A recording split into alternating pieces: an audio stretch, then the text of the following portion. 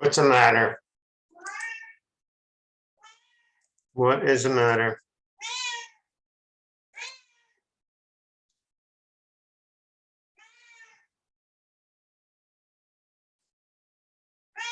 What is it, sweetie?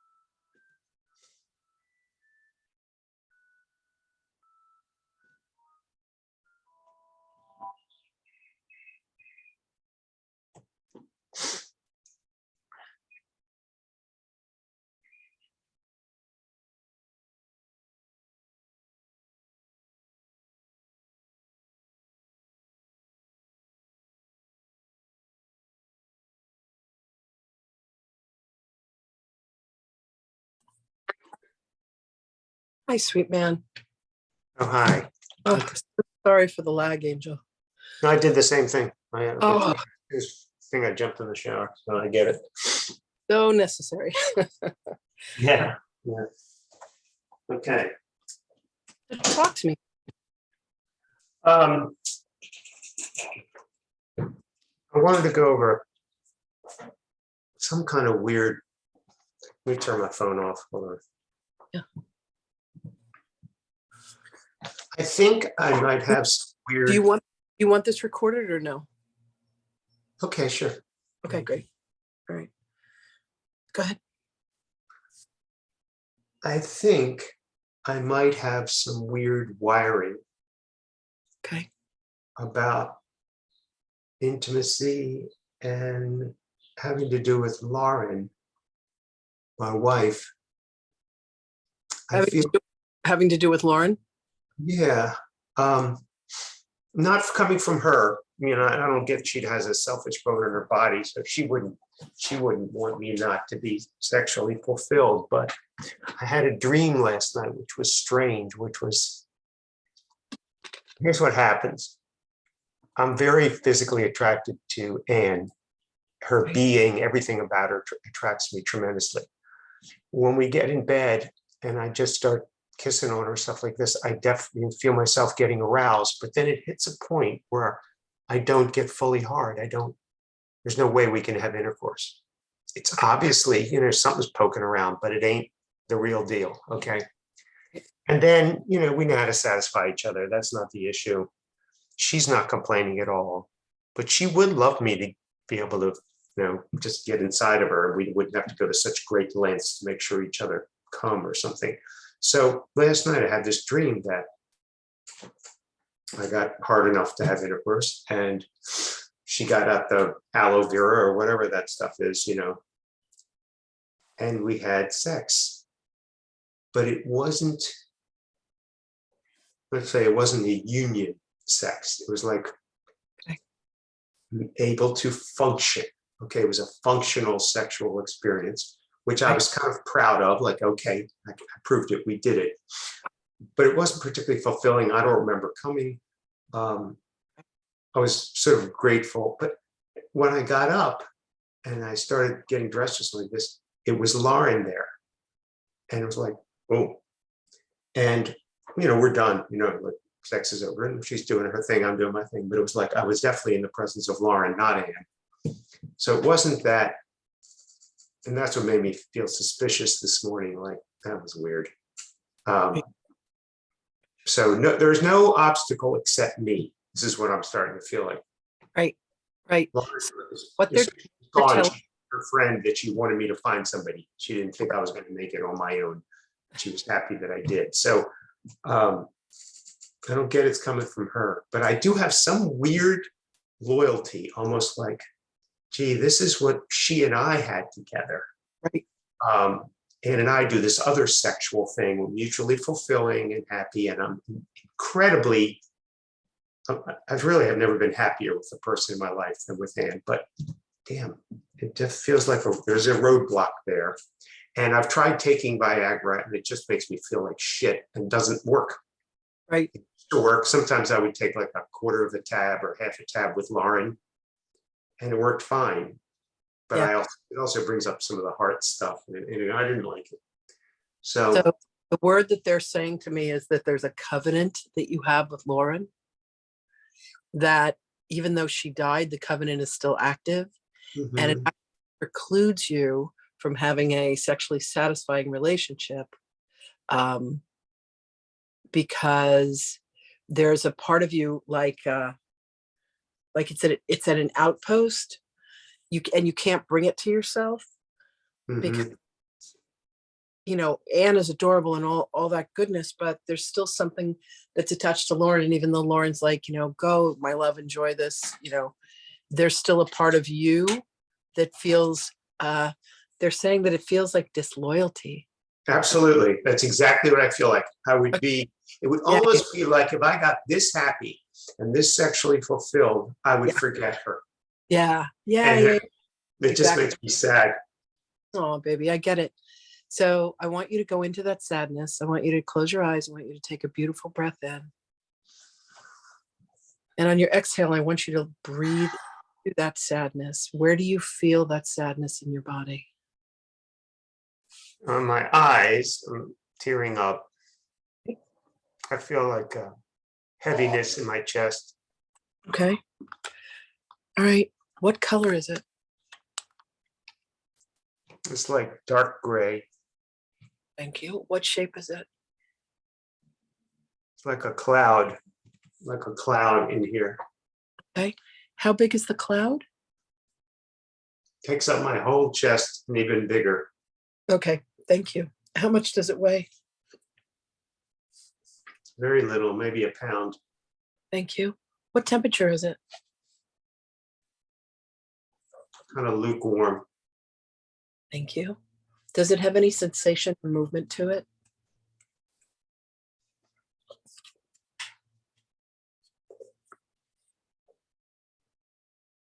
No, it just hangs there like a fog. Okay. Thank you. What is its purpose? Why'd you bring this forth?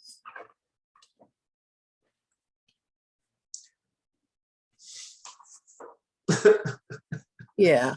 Baby, breathe into that. Just breathe into it, Jimmy.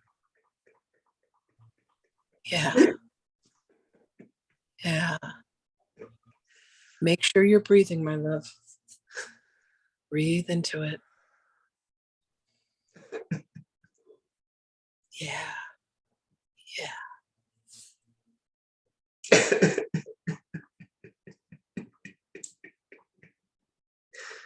I don't know, just because I'm still sad. Yeah. Yeah. Yeah. Take another breath into that sadness, Jimmy.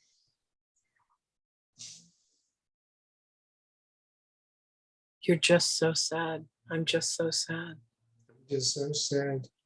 Yeah. I also feel like there's like an illegitimacy to having this house that she picked out the model, living in it without her. Yeah. Um, I mean, something wonderful has happened is that Anne has sort of turned the corner and decided to make this her house. So she's doing the Mm, garden and she's putting her artwork up and she's doing all kinds of wonderful things that making this uniquely our house for the yeah, first time. She used to just say, I'm just a temporary visitor here in Jimmy's house, but yeah, something has definitely shifted yeah, and it's totally for the better, you know.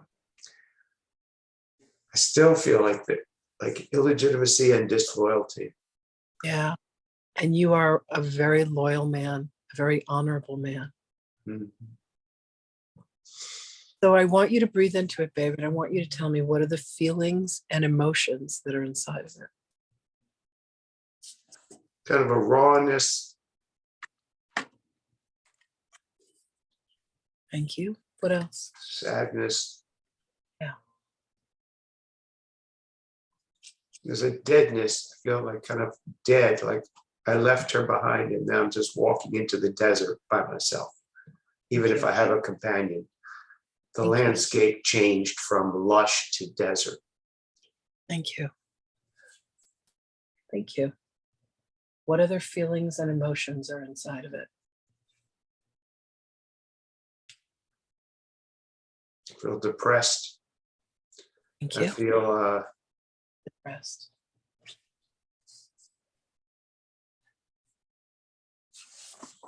depleted. I Thank feel you. like I don't have the energy anymore. I have a hole in my bucket somewhere. Yeah.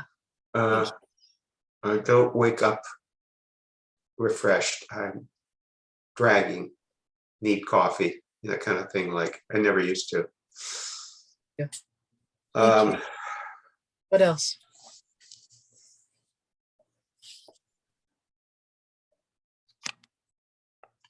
I feel empty and meaningless. Like, what are you doing? Yeah. You're just going through the motions. Yeah. I do feel like there was a contract, there was a covenant, something happened. This isn't how it's supposed to look. Right. It's not legitimate that I be this happy. Because the Right. truth is, when I'm with Anne, I'm actually as happy as I ever been, even beyond that with Lauren. I'm just Yeah. so happy. Yeah. Uh, it's like we picked up right where Lauren and I left off, and just next thing you know, I'm like very, very intimate. So Yeah. uh, that feels gratifying. All the work that I did to get through my animus with Lauren early in our relationship and all the fighting and on the ego struggles, they're way beyond me. So I'm just, you know, into the good stuff now with Anne. But Yeah. some part of me doesn't feel like I deserve, I don't know. It just definitely feels like disloyal to her. Thank, Uh, thank you. What other feelings and emotions are inside of it? Shallow breathing, Thank you. What else? pressure in my chest, Mhm. Thank you. overall kind of kryptonite weakness. Jimmy, I want you to breathe into your chest. They're saying that there's something there. Take a deep breath into your chest. And on your exhale, I want you to actually go into that. What's there? Pressure, like pressure on my chest, like something's pushing in. Yeah. They're saying that there's a promise that you made that lives in there, and you feel like you're somehow breaking your promise. What was the promise that you made? Oh, that we would die on the same day. Ah, there I it would is. die, in the morning, she would die in the afternoon. We do it on the same day. We'd get old, die together, not a lot of grief, and Got it. just, continue the thing. So But there's part of you that died that day. yeah. Yeah, there it is.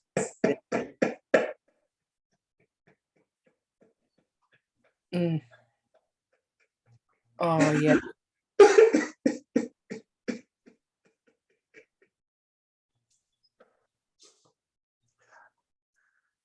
Breathe, breathe into that. Yeah, I had this thought, I'm not supposed to be here. Yeah. That was Get our it. deal. We were going to die on the same day, and I'm Yep. carrying on and doing a new life, and it definitely feels bereft without her. Yeah. Like, what am I doing? Creating another life.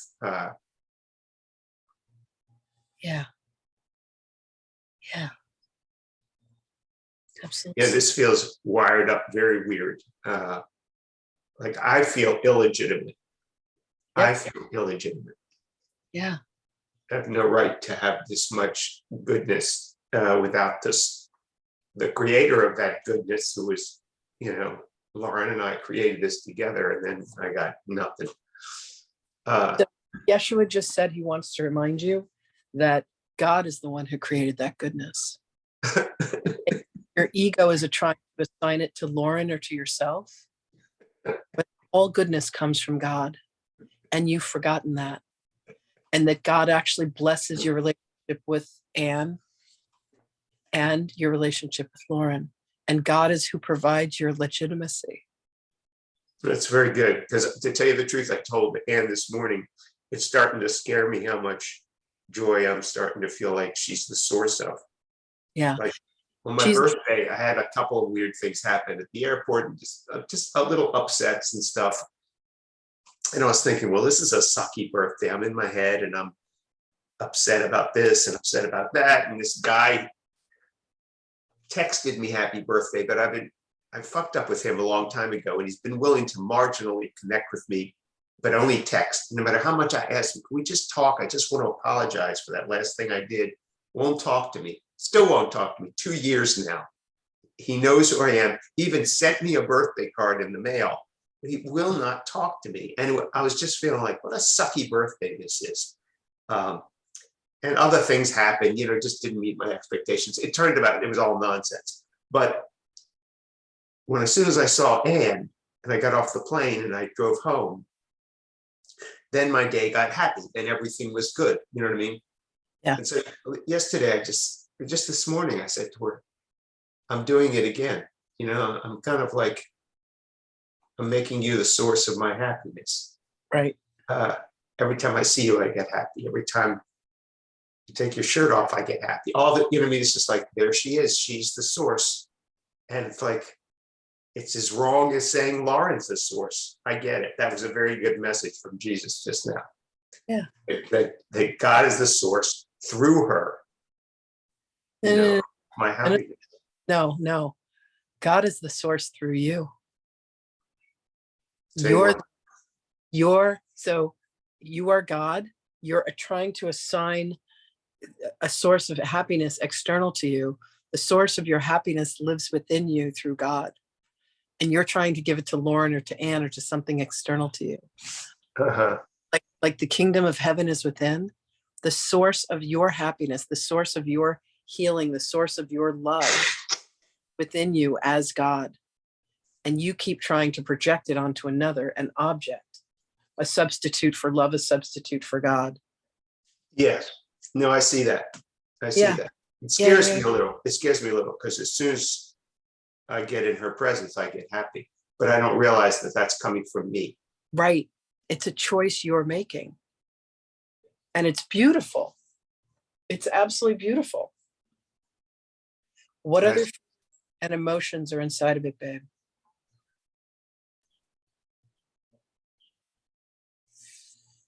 Breathe into it. They're saying there's something else down there.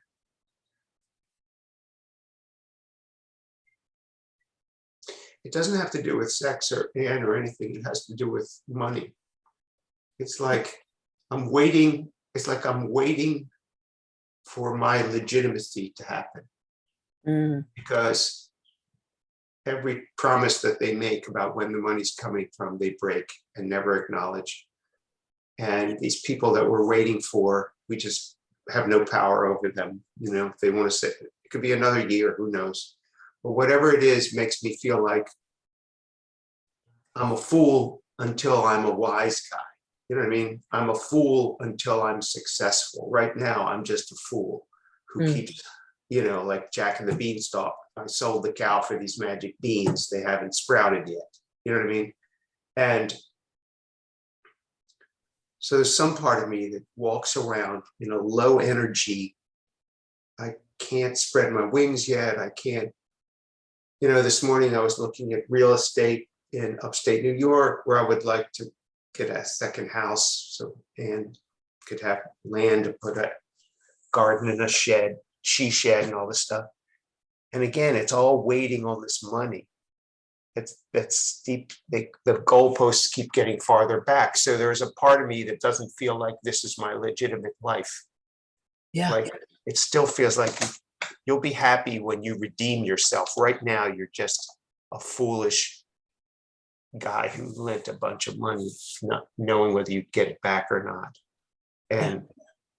But when that money comes, then you can be into your full power and do the philanthropic things. I even talked to Jay, I'm going to support you in that land and all this stuff. It's like, yeah, when I win the lottery, that's what it feels like. So I just feel like I'm walking around like this little putz who's hoping that, the rain shower of gold coins comes down on me, but God knows when that'll be. And in the meantime, I have no legitimate, I'm wealthier than I've ever been. I inherited money from my mother-in-law. My practice is, without me doing anything, keeps me busy enough to completely be fine. Nothing is limiting me from traveling, doing anything I want. I can go with you to France or anyplace else, but just on the income I make from being a shrink. So it doesn't make any sense. I keep holding this thing about there's this other person I'm going to be when I'm the big shot philanthropist or something. Right. And supporting these causes and buying a house. And, so I drive around in a shit car and I pinch pennies and I try to save a nickel and drive across town to save 2 cents in gas, just like an idiot. But that's all going to change when I'm, win the Legitimate. lottery. It's Right. completely fucked up. I cannot tell you how fucked up this is. And it embarrasses me. There's people I don't even talk to anymore because they think I'm a fool. And I'm Baby, embarrassed to hear it. what if it was all perfect? What if it wasn't fucked up? What if God said, I need you to go to Earth. I need you to invest this money. The money's never going to come.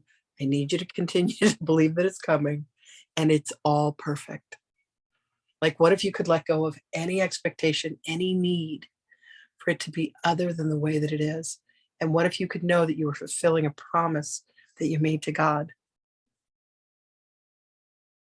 Well, here's what's going on. On some level, it's almost like throwing in the towel. Yeah. If I say, okay, it's never coming, then I would stop sending money to my friends who are broke. I do this every morning. I support Marty and 2 other friends. And I'm basically taking that money that I got from Ruth and just giving it to them every week. And to keep them alive until we all win the lottery. You know what I mean? These are my buddies, and this is my brother. Yeah. And we all went all in on this, So in some level, if I really knew the money was never coming, then you'd say, then why do you keep sending money out every week to these guys? Out of guilt. Well, partly out of guilt. I just feel bad that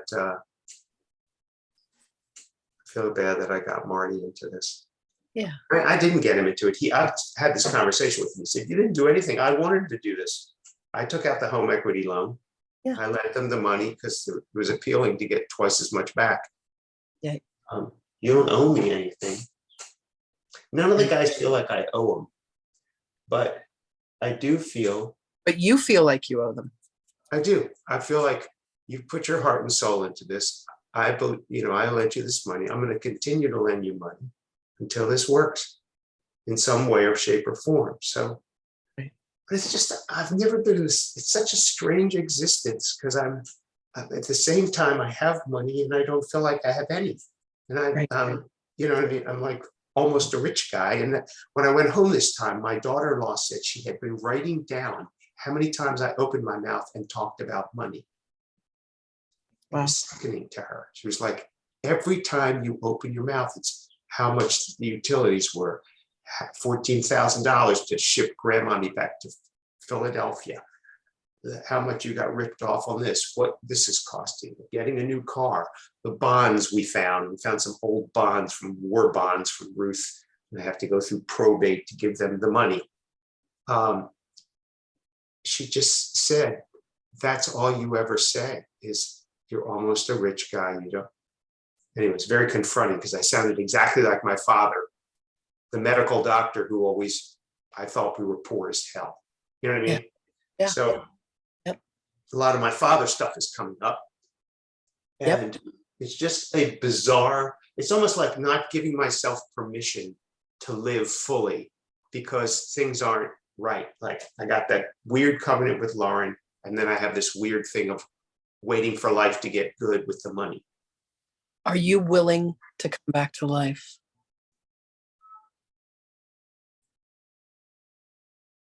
That's an interesting thought. I never had that thought again. I never had that thought before. Am I willing to come back to life? In other words, start living as though it's already turned out. Yeah. As opposed to, no, I'm just in limbo. Yeah. Waiting for it to turn out. Yeah. And part of you died with her, so it doesn't matter anyway. And when you're dead, there's this miserable existence that you've been living. Did the investment happen before or after she died? Before. Okay. So she actually wants to talk to you, but we got to clear up this little thing. I want you to breathe into it. Are there any other feelings or emotions inside of it? Tingling in my arms right now. Okay. Oh, it's about my body. Yeah. Tell me about it. I feel imprisoned in this body. I feel like the only thing I can do is there was a thing that happened to me when I was younger. I used to like to snow ski, okay? But I had a couple of bad accidents. I fucked myself up so that after a while, the snow skiing was all about, please God, don't let me fall. Please God, don't let me fall. I had a couple of bad falls and I hurt myself badly. Yeah. For my knee, and I fucked up my thumb and everything. And after a while, it just wasn't fun to ski. I stopped skiing. I feel like, what are you doing? All you're doing is going down the hill, playing it safe, praying that you can get through the day without a fall, because you're so sure you're going to be injured. There was no enjoyment in the skiing after a while. Just, I had no interest, no desire. I was just like, yeah, no, I just got to get off this mountain. Yeah. So I gave it up. You know what I mean? And so I feel that way now. I feel like I'm in this body. I've gotten all kinds of indications. My bones are getting kind of brittle. My joints ache. And I can't seem to do anything without injury. And yet all the indications are, you want to get hard, get some testosterone. You want to get some testosterone, build some muscle. You want to build some muscle, lift some weights. And I'm like, yeah, I did that poorly a few months ago. I started to look really hot. And then I pulled a ligament in here and I hurt my wrist. And I'm just this guy who's just walking around like a zombie, who's afraid to exercise, just like with the skiing, afraid to exercise, fear of hurting myself, and then long recovery from injury. And I don't know what to do. Are you level, I feel like now it's getting serious. Now, like this guy said, I don't like these last blood tests I got on you. It shows me that your bones are thinning out. You're not doing any weight training. I don't know. Are you willing to come back to life? You still haven't answered that question. Yeah. So any other feelings or emotions trapped? But that brought a grief up. I don't know what. It's brought that same disloyalty thing up. Like, come back to life. Sounds like. Breathe into it, baby. Breathe that grief. Are you? Yeah, there it is. I just feel like I would forget about her if I did. If I came back to life and had this stupendous life of joy and power and freedom and self-expression and all this stuff, that I'd be abandoning her. That's what it feels like. I would just be fucking abandoning her. Yeah. Thank you. Yeah. Breathe, breathe, breathe, breathe.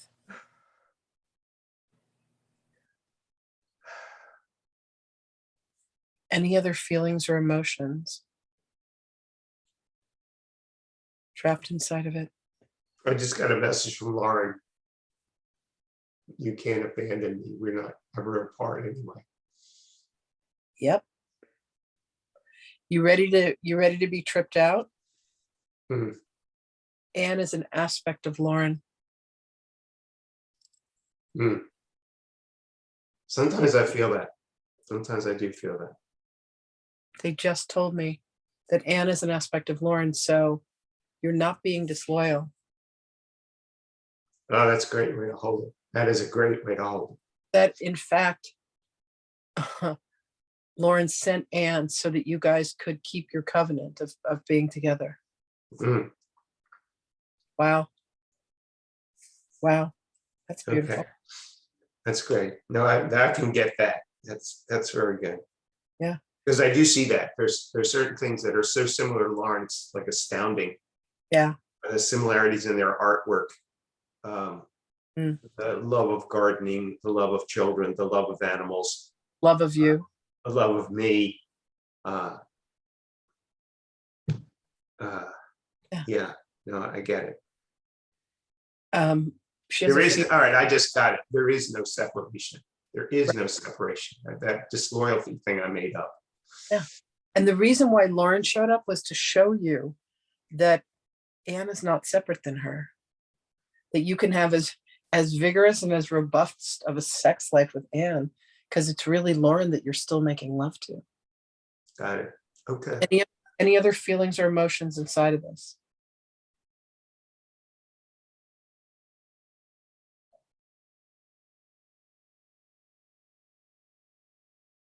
I feel like I'm not allowing any nutrition to stick on me. Yeah. I feel like I'm everything passes through.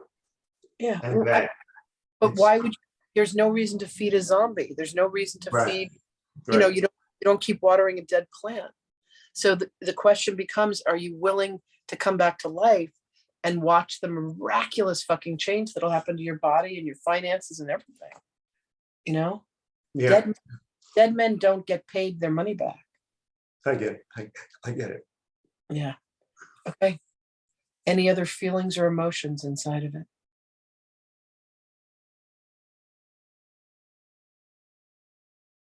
I think it's related to my ADD a little bit. Okay. It's sort of like dead men don't commit to anything either. Yeah. I've just been a kind of distractible, no purpose to my life. Yep.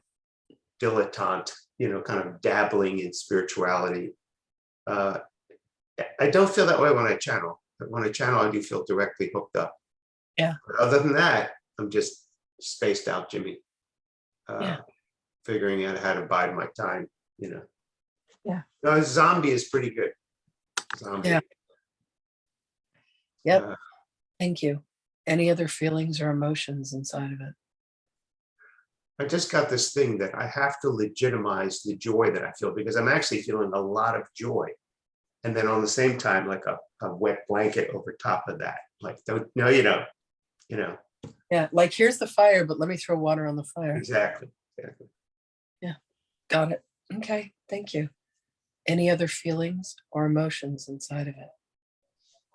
I am willing to come back to life. Woohoo. No, I am. I mean it. Tell God. Tell him right now.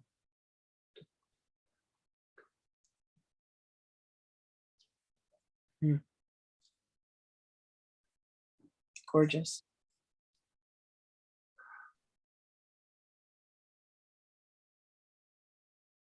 Any other feelings or emotions inside of it?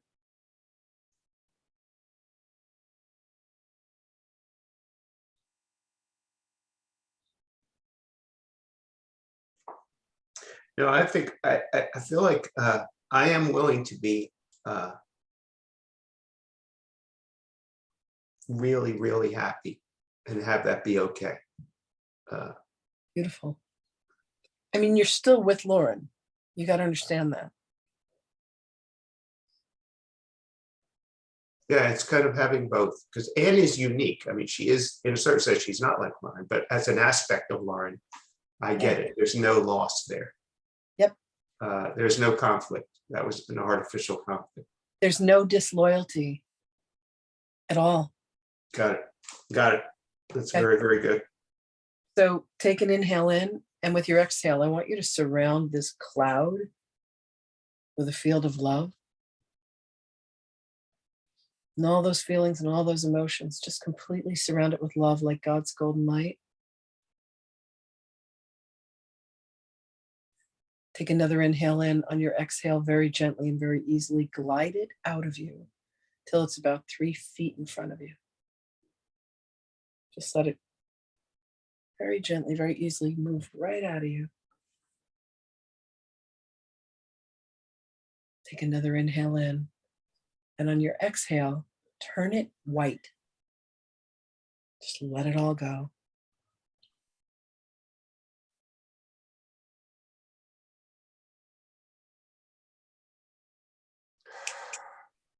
I and my Father are one. God is the source of my joy. I am allowed to be joyful. I am allowed to be alive. I choose to be alive. I choose to experience joy.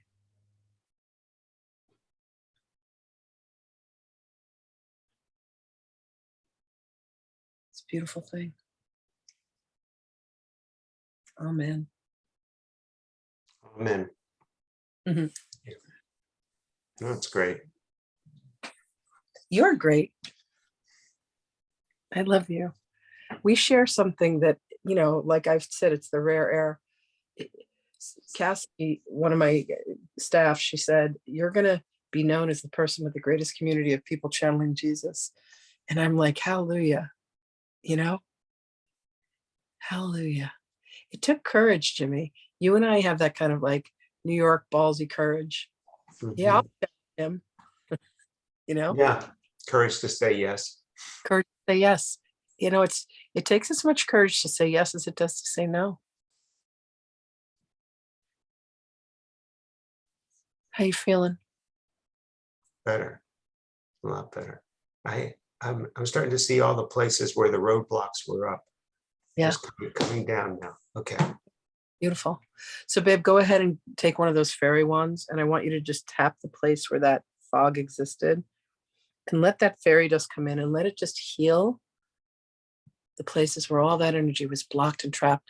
Let that fairy dust like literally bring you back to life.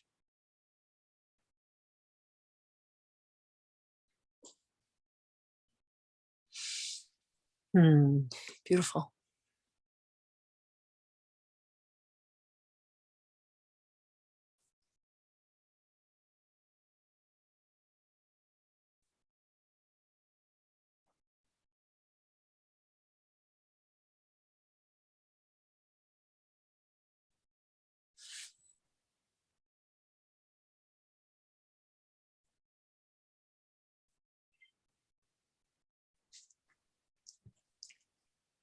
Thank you for allowing me to be of service to you. Thank you, Lynn. You're welcome. I love you. I love you too. Thank Thanks. you very much. I'm always here when you need me. Thank you. Thank you. You're very Me welcome. too. I don't know if you ever feel like doing that in reverse, but you've never really sort of tapped into my ability to help you someplace. But Yeah. that invitation is open. Thank you, babe. I will definitely take you up on that. I will definitely take you up on that. Thank you. Thank you so much. Bye, sweetie. Bye, baby. Shabbat shalom.